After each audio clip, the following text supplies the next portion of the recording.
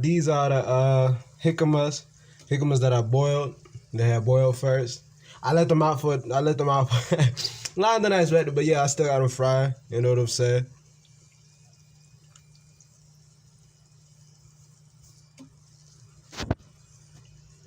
It's only a little bit because I had half because because I had my first time getting one, I should say.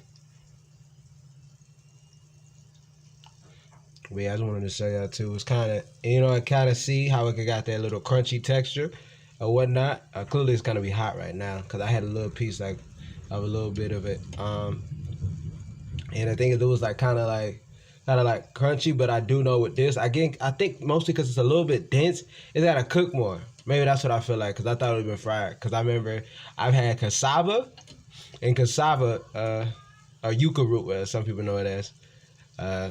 And that just knowing with that it's that it actually fried a lot quicker. It fried a lot quicker and it was ready to eat faster than this. Maybe because it's dense and it has a little, maybe it's more moist, I should say, because that's what the moisture holds in.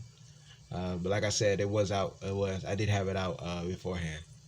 But yeah, sprinkled it with salt, by the way, natural sea salt, and then yeah. All right, y'all, that's the end.